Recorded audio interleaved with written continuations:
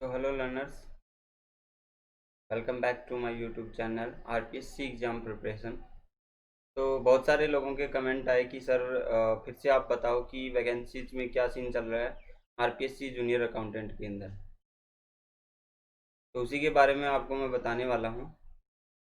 देखिए, RPSC exam conduct करवाती है और अभी जूनियर अकाउंटेंट का भी एग्ज़ाम कंडक्ट करवाना चाहिए इसको। यही चीज़ सामने आ रही है। लेकिन जब नोटिस यानी जो विज्ञप्ति आई थी लास्ट टाइम में, जो इन्फॉर्मेशन आई थी उसके अंदर जो वैकेंसी देखने को मिली कि ग्राम सेवक और जो प्लस में क्या आ रहा है टीआरए। तो मुझे लगता है टीआरए के साथ साथ तहसील रेवेन्यू जो ऑफिसर होता है, अथॉरिटी जो होती है, उसके साथ जूनियर अकाउंटेंट की वैकेंसी जुड़ी रहती है। उन्हें इनके साथ आना चाहिए क्योंकि ये भी रेवेन्यू इकट्ठा करने का काम करती है ना। ठीक है। तो इनकी वैकेंसी इन्होंने नहीं दी। और वैकेंसी की बात करें, हिस्ट्री करें, वैकेंसी की हिस्ट्री की बात करें तो 2013 के अंदर पेपर हुआ, वो कैंसिल आउट हुआ था। उसके बाद 2015 का पेपर हुआ था, उनको कितने कब ज्वाइनिंग मिली है, 2018 या 19 के अंदर शायद ज्वाइनिंग मिली है उनको।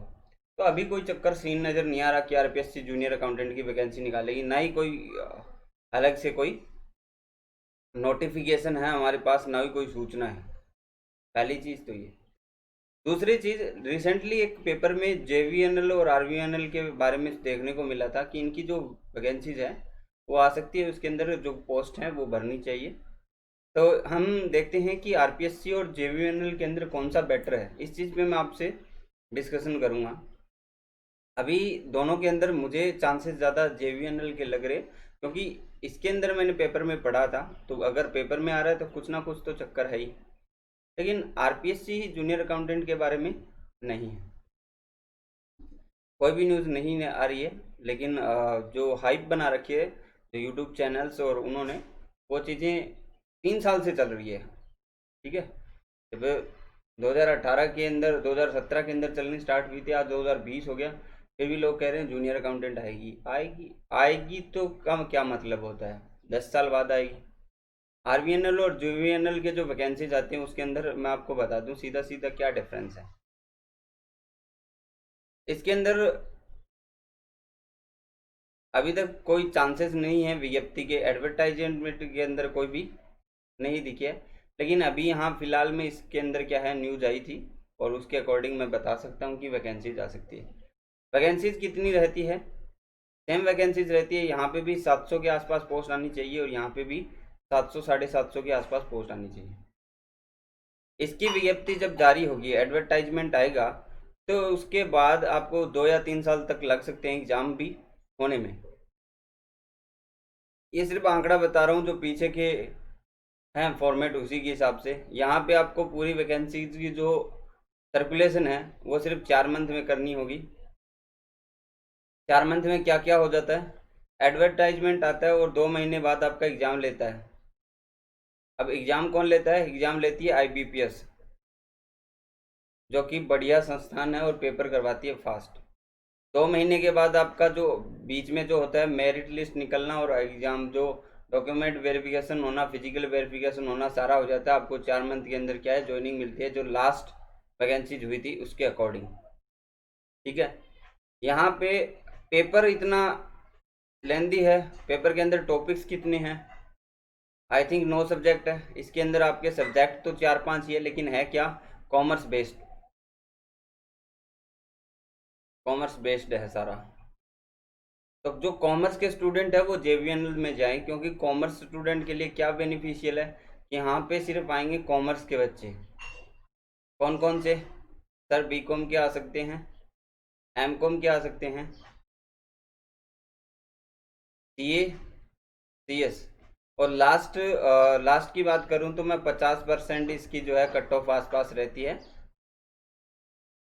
अच्छा, 50% कट ऑफ की भी बात करूँ तो मैं 60% जनरल पेपर होता है जिसके अंदर, सॉरी 40%, 30% आया था। यहाँ 60 क्वेश्चन आए थे और यहाँ पे कितने आए थे, 140 क्वेश्चन। अभी आप देख लेना, 370 हो गया, 30 70।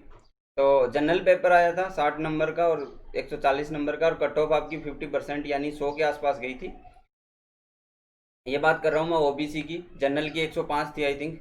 और जो एस सी एस टी है उनकी तो बात करें तो एस सी एस टी तो लो स्कोरिंग गई थी, 80 की 35% गई थी, जो कि पासिंग मार्क्स थे मिनिमम। ठीक है। दूसरा चक्कर ये है कि इसके अंदर सिर्फ आपको कॉमर्स पढ़नी है, बी कॉम एम कॉम की जो बुक्स हैं उनके ऊपर। अब बात करता हूँ आरपीएससी की। आरपीएससी का क्या सीन है? आरपीएससी पेपर लेती है, आरपीएससी ने एक तो पेपर का लेवल इतना गिरा रखा है कि अब जो है अकाउंटेंसी तो कोई कर लेगा उसकी, रहा बिजनेस मैनेजमेंट और ये सारी चीजें। एक तो आपके पास अकाउंट रहती है, बिजनेस मैनेजमेंट रहता है, और फिर एसआर और जनरल रूल्स भी रहते हैं। तो ये कुल मिला के आपके 6 टॉपिक्स जो है अलग से हैं कॉमर्स के स्टूडेंट्स के लिए, या फिर सभी के लिए होता है। इसमें इसमें कौन कौन अलाउड होते हैं? BA B com B S C वाले अलाउड होते हैं, सारे अलाउड होते हैं जिन्होंने क्या कर रखी है, ग्रेजुएशन कर रखी है। एक तो पेपर है इस प्रकार का बना है, और दूसरे जनरल टॉपिक्स हैं 7 से 8। तो ये टोटल 10 टॉपिक्स मानो इसके अंदर आप पढ़ना चाहोगे तो सेम इसमें है, लेकिन इसमें क्या है, अकाउंट बेस्ड है। जैसे आपको क्या पूछ सकता है? Cost account, financial account, income tax, audit, और ये जो कंपनी रूल्स हैं नॉर्मल उनके बारे में। यानी यही 5 टॉपिक्स के अंदर सिर्फ एक तो लो लेवल चलता है और एक एडवांस लेवल देखता है। मैंने देखा है पार्टनरशिप के अच्छे खासे क्वेश्चन आते हैं, तो उनके ऊपर भी हम जा सकते हैं। एज ए कंपेयरिंग जेवीएनएल मुझे आसान लगता है, बिकॉज हम कॉमर्स बैकग्राउंड से, इसलिए। आरएस की बात करें, आरपीएससी, आरपीएससी के एक तो बिलीवलेशन नहीं है। आरपीएससी में प्रॉब्लम क्या है सबसे बड़ी? आप बिलीव नहीं कर सकती कि कब एग्जाम होगा कब नहीं होगा। दूसरी चीज ये है कि ये पता नहीं चलता कि फेयर होगा कि नहीं होगा। अभी आरपीएससी एएसओ की वैकेंसीज रुकी हुई है, आपको देखा आप लोगों ने कि 70 की